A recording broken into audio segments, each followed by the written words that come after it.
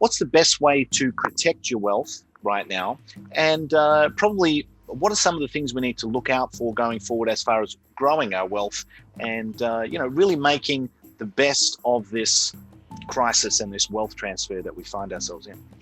Sure, that's a great question, and I like to start with a real quick story. Go back to 1922, the German Weimar Republic hyperinflation, and that's a well-known story. Everyone knows what happened. We don't need to recite that. But there was an individual at the time, and his name was Hugo Stinnes, and I talk about this at the end of chapter the end of chapter 5 of my book, The New Great Depression. Hugo Stinnes saw the hyperinflation coming. And he went out and before it hit and borrowed all the Reichsmarks he could. That was the currency at the time. And he invested in hard assets. He bought coal, steel, shipping assets, railroads, etc. Then he just waited. And here comes the super hyperinflation. Well, he paid back all the debts. I like to say he paid pennies on the dollar, but it was a millionth of a penny on the dollar. They were sweeping the currency down the sewers. But he went through the exercise of paying back his debt with this worthless currency, and he kept the assets. And he became the richest man in Germany.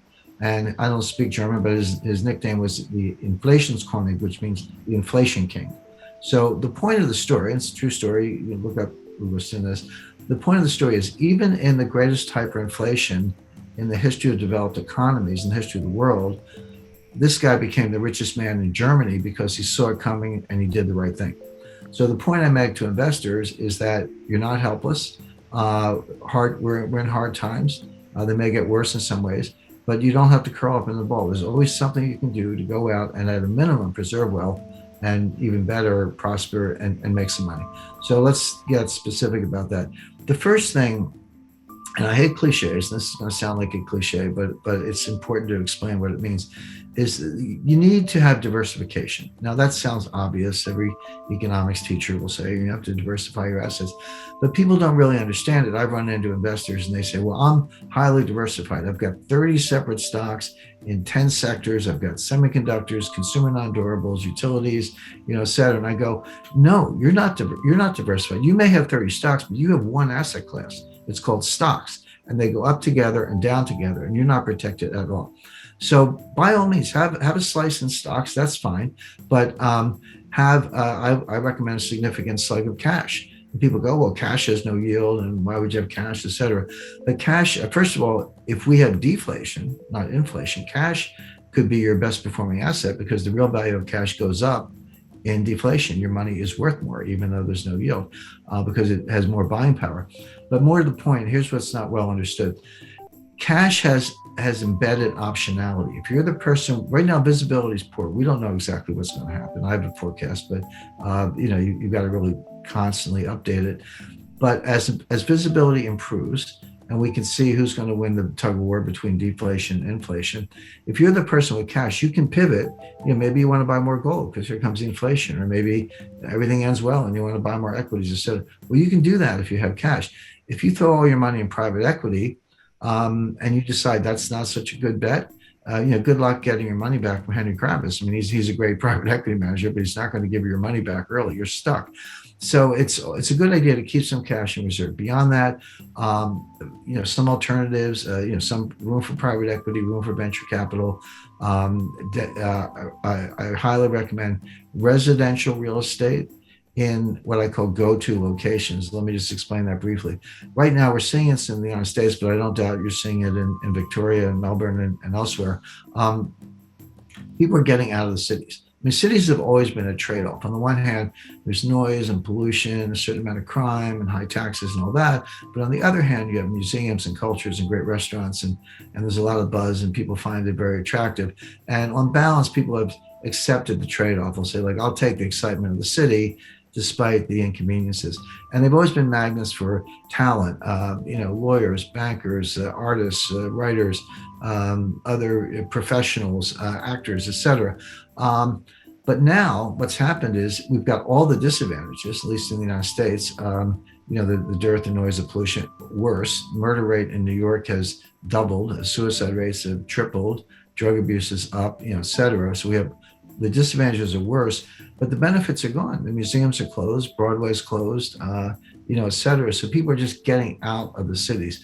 And so residential real estate in places like Los Angeles, New York, San Francisco, Seattle, elsewhere, and I dare say Melbourne, are actually collapsing.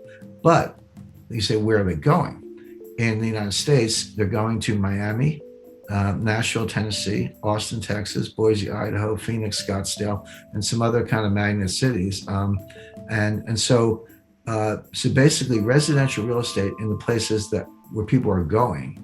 Miami is red hot right now. Phoenix, red hot. Austin, same thing. So there are good opportunities there. Commercial real estate, forget it. It's nowhere near the bottom. Probably wouldn't even look at it for maybe another year. And then finally, gold. I recommend 10% gold. People, I talk about gold all the time, and people always want to put words in your mouth, and they go, well, Jim Rickards says, sell everything and buy gold. I've never said that. I don't believe that. It's not the end of the world. We'll get through it. We'll muddle through. But 10% gold, yeah, that's a good piece to have. It's your inflation protection, obviously. It's also, if it's physical gold, it's a non-digital asset. If it's gold miners, it's a leverage bet, so you can make even more money. But people don't understand that gold does very well in deflation. In 1929 to 1933, the longest period of sustained deflation in U.S. history, gold went up 75%, from $20 an ounce to $35 an ounce. There's a reason for it. That's going back to what I said earlier. Governments get so desperate in deflation that they devalue the dollar and raise the dollar price of gold to get inflation. So gold ends up being the vehicle to break the back of deflation, which they have to do. So gold does well in just about every state of the world. In conclusion, as we navigate the complexities of today's economic landscape, the wisdom of historical experiences guides us towards sound wealth protection strategies. The story of Hugo Stinnes during the Weimar Republic's hyperinflation serves as a powerful reminder that even in the face of economic challenges, strategic decisions can lead to wealth preservation and prosperity. Diversification takes center stage as a misunderstood yet crucial aspect of building a resilient portfolio. Genuine diversification goes beyond superficially spreading investments, and our exploration has shed light on what it truly means to safeguard wealth. The often underestimated role of cash emerges as a key player, offering not only stability during times of deflation but also the flexibility to pivot as economic conditions evolve. Real estate in strategic locations, venture capital, and a calculated allocation to gold round out a comprehensive approach to wealth management.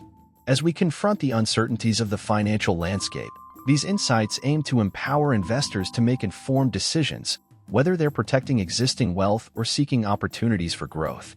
The path forward may be uncertain, but armed with knowledge and a diversified strategy, investors can navigate these waters with confidence and resilience.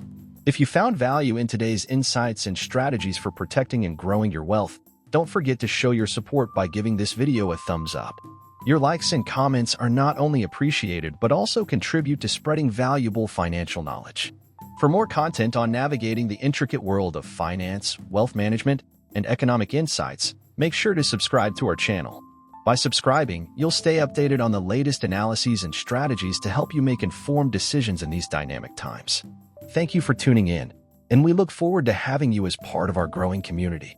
Until next time, stay informed, stay empowered, and stay ahead in your financial journey. Subscribe now for more invaluable content, and I'll see you in the next video.